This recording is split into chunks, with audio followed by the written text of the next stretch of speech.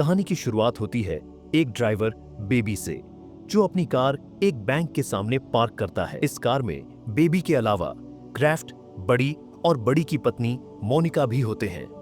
असल में यह ग्रुप बैंक को लूटने के इरादे से आया हुआ है। योजना के मुताबिक क्राफ्ट, बड़ी और मोनिका बैंक के अंदर जाते हैं, जबकि बेबी कार में बैठकर उनका इंतजार करता है। कुछ ही देर में वे तीनों बैंक को लूटकर वापस अपनी कार में आ जाते हैं, लेकिन तभी वहां पुलिस आ जाती है। बेबी पुलिस से बचने के लिए अपनी ड्राइविंग स्किल्स का इस्तेमाल करते हुए कार को तेजी से भगाने लगता है। पुलिस उनका पीछा करती है, लेकिन बेबी अपनी तेज और समझदारी भरी ड्राइविंग से पुलिस को चकमा दे देता है। अंत में वह एक पार्किंग लॉट में पहुंचकर कार बदल देता है। इसके बाद वे चारों एक गुप्त ठिकाने पर पहुंचते हैं, जहां डॉग नाम का एक आदमी उनका इंतजार कर रहा होता है। डॉग एक शातिर अपराधी है जो बैंकों को लूटने की योजनाएं बनाता है और अपने लोगों को हायर करके चोरी करवाता है। डॉग अपने ग्रुप की सफलता से खुश होकर उन्हें उनके हिस्से की रकम देने लगता है, लेकिन क्राफ्ट उससे पूछता है, तुम बेबी को हिस्सा क्यों दे रहे हो?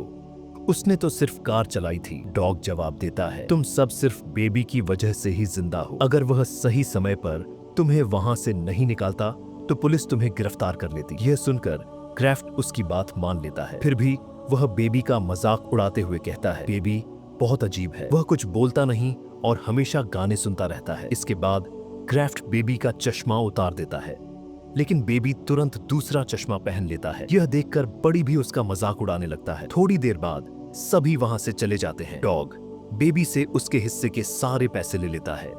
यहाँ पता चलता है कि बेबी पर डॉग का बहुत कर्ज है, इसलिए डॉग हर बार उसके हिस्से के पैसे रख लेता है। डॉग बेबी से कहता है, अब तुम्हें मेरे लिए सिर्फ एक और काम करना है, इसके बाद तुम्हारा सारा कर्ज माफ हो जाएगा। फिर डॉग उसे पैसों की एक गाड़ी देता है और चला जाता है। बेबी अपने घर पहुंचता है और गाड़ी को अपनी सीक्रेट जगह पर छिपा देता है। यहाँ हमें पता चलता है कि बेबी एक अनाथ है। उसने जो नाम के एक आदमी को गोद लिया है, जो एक बूढ़ा और बहिरा व्यक्ति है। बेबी उसकी देखभाल करता है और उसे अपने पिता की तरह मानता है। बेबी के पास एक टेप रिकॉर्डर है, जिसमें वह अपनी जिंदगी की रिकॉर्डिंग्स करता है और उन्हें म्यूजिक में बदलता है। आज वह डॉग की आवाज की रिकॉर्डिंग से म्यूजिक बनाता है, जो उसने उसी दिन रिकॉर्ड की थी। इसके बाद बेबी एक कैफे में जाता है। इस कैफे में काम करने वाली लड़की डेब्रा बेबी को बहुत पसंद करती है।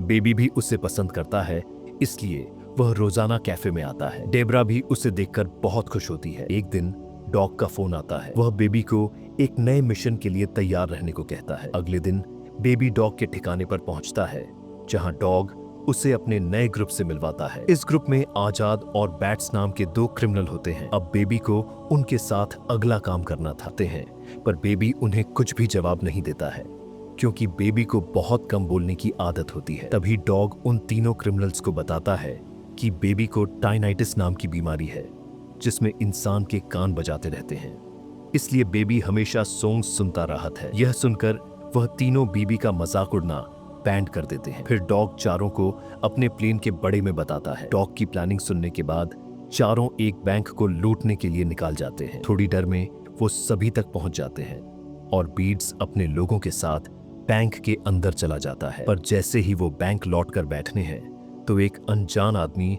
उन पर शूट करने लगता है, जिससे बेबी जल्दी से अपनी कार को भागने लगता है। परवान जान आदमी अभी उनका पीछा कर रहा होता है, इसलिए आदमी से दूर चला जाता है, क्योंकि वो नहीं चाहता था कि बेड उसे आदमी को जान से मार। बेबी और उसकी टीम एक ट्रैफिक सिग्नल पर फंस जाती है। वहां से निकलने के लिए चारों एक महिला की कार का पीछा करते हैं। बेबी तेजी से वहां से भागता है और पुलिस को देखता है, लेकिन वह चतुराई से पुलिस से बचकर एक पार्किंग लॉट में पहुंच जाता है, जहां पहले से ही उनकी दो कारें खड़ी थी। टीम उन दोनों कारों को लेकर सीधे टॉप पॉइंट पर पहुंचती है।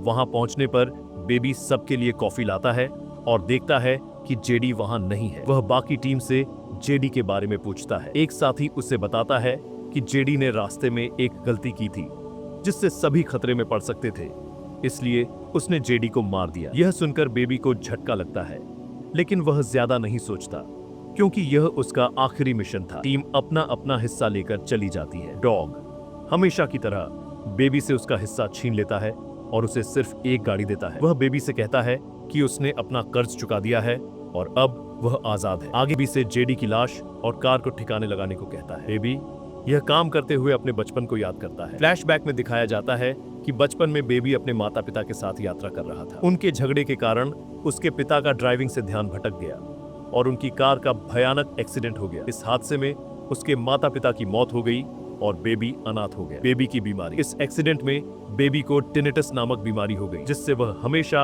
अपने कानों में अजीब आवाजें सुनता रहता है। इससे बचने के लिए वह हमेशा ईयरफोन्स लगाए रखता है। नई शुरुआत, प्रेजेंट टाइम में बेबी डेब्रा नाम की लड़की से मिलता है और उसे डेट के लिए पछता है। डेब्रा खुशी खुशी राजी हो जाती है। दोनों एक दूसरे वे करीब आने लगते हैं। एक दिन डेब्रा बेबी से उसके काम के बारे में पूछती है। बेबी बताता है कि वह पहले ड्राइवर था, लेकिन अब उसने यह काम छोड़ दिया है। डॉग की धमकी, डॉग एक दिन रेस्टोरेंट में बेबी से मिलता है और उसे अपने साथ काम करने के लिए मजबूर करता है। जब बेबी मना करता है तो डॉग डेब्रा को नुकसान पहुंचाने की धमकी देता है। बेबी डरकर उसके साथ काम करने के लिए तैयार हो जाता है। पोस्ट ऑफिस का प्लान, अगले दिन डॉग बेबी को पोस्ट ऑफिस बैंक देकर जाता है। वह बेबी से कहता है कि वह अपने भतीजे के साथ पोस्ट ऑफिस के अंदर जाए और वहां की सुरक्षा व्यवस्था पर नजर रखे। बेबी को गिनना था कि वहां कितने गार्ड्स हैं और कैमरे कहां कहां लगे हैं।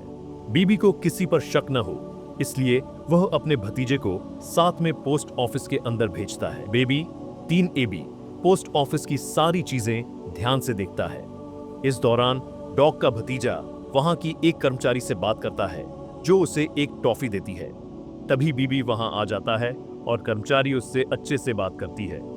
इसके बाद बेबी डॉग को सारी जानकारी बताता है। अगले दिन बेबी देखता है कि डॉग ने बैट्स, बड़ी और मोनिका को कम पर रखा है। थोड़ी देर बाद डॉग वहां आता है और अपने प्लान के बारे में बताता है। डॉग कहता है कि पोस्ट ऑफिस में बहुत पैसे हैं जिन्हें गाइस सुरक्षित रखते हैं, इसलिए हमें लूट के लिए गन्स चाहिए होंगी। डॉग चारों को गन्स लाने के लिए डॉलर के पास भेजता है। रास्ते में बेट्स एक सुपरमार्केट से कुछ सामान लेने जाता है और शॉपकीपर को मार देता है। यह देख बीबी घबरा जाता है। वे डॉलर के पास पहुंचते हैं और डॉलर उहेंगन्स दिखाता है। तभी बैट्स अचानक डॉलर को शूट कर देता है। डॉलर के लोग उन पर हमला कर देते हैं और दोनों युद्ध के बीच फायरिंग होती बड़ी। बैट्स और मोनिका मिलकर डॉलर के सभी लोगों को मार देते हैं। बर्डी और मोनिका बैट्स पर गुस्सा करते हुए पूछते हैं कि उसने डॉलर को क्यों मारा। बैट्स बताता है कि डॉलर के साथ एक पुलिस वाला था, अगर उन्हें नहीं मारते तो वे अरेस्ट हो जाते। इसके बाद चारों डॉग के पास वापस आते हैं। रास्ते में बैट्स कैफे के पास रुकने को कहता है। बेबी डरता है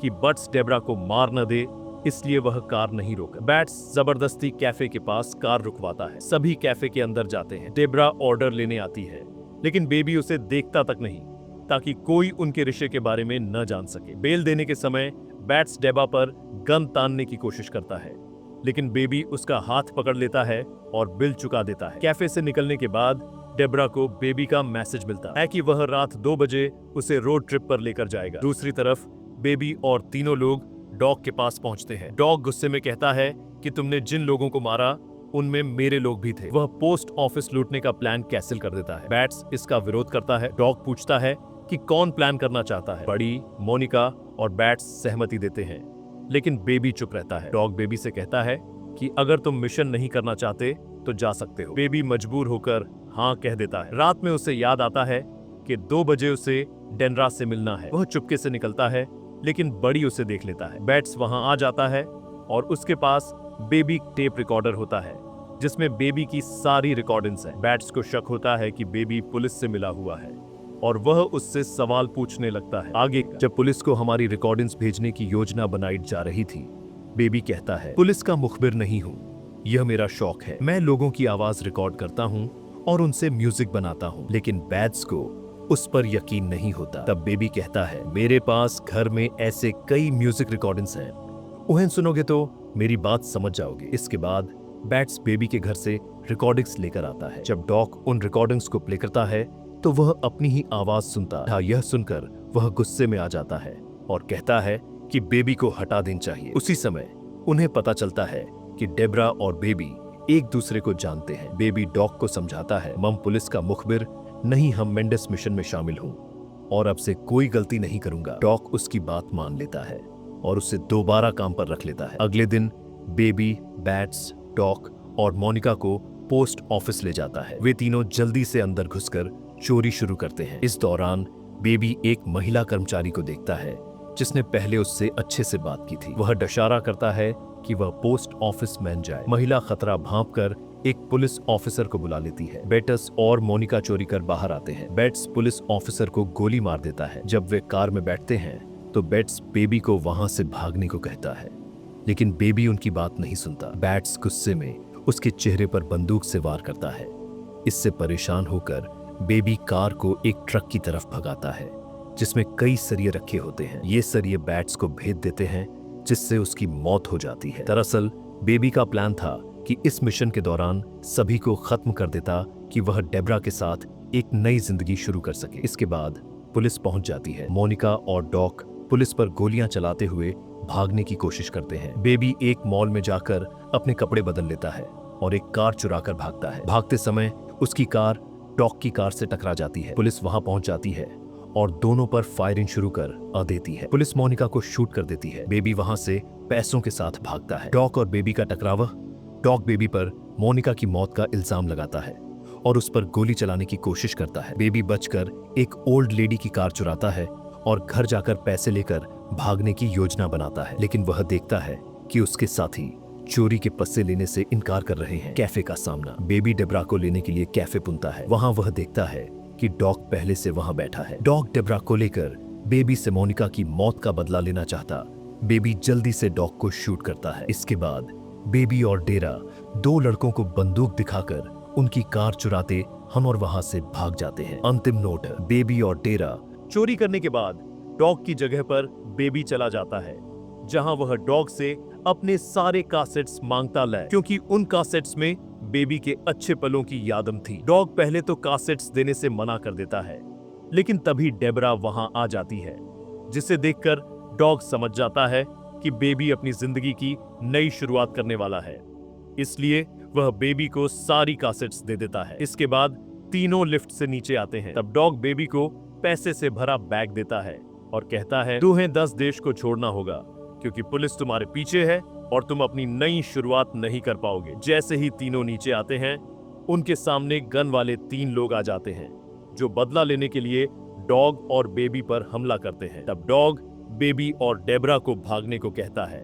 और अकेले ही उन तीनों से लड़ने लगता है। इसी बीच बड़ी पुलिस की कार लेकर वहां आ जाता है और गुस्से में डॉग को मार देता है। इसके बाद वह बेबी के पीछे पड़ जाता है। फिर बेबी एक कार से बड़ी की कार को टक्कर देना शुरू कर देता है और बार बार हमला करके उसकी कार को बिल्डिंग से नीचे गिरा देता है, लेकिन बड़ी कार के गिरने से पहले ही उसमें से बाहर कूद जाता है और बेबी पर गन पॉइंट करके उसके कानों के पास गोली चला देता है, जिससे बेबी न नीचे गिर जाता है और उसके कानों में बहुत दर्द होता है। यह देखकर डेब्रा एक रोड से बड़ी पर हमला कर देती है, लेकिन बड़ी उसे पकड़ लेती है और उसे मारने की धमकी देती है। तभी बेबी बड़ी की गन उठा लेता और बड़ी के पैरों में गोली मार देता है, जिससे बड़ी अपना संतुलन खो देती है और बिल्डिंग से नीचे गिरकर मर जाती है। अब डेब्रा बेहोश बेबी को एक कार में बैठाकर वहां से निकाल जाती है। इसी दौरान सुबह हो जाती है और थोड़ी देर बाद डेब्रा अपने सामने कई पुलिस अधिकारियों को देखती है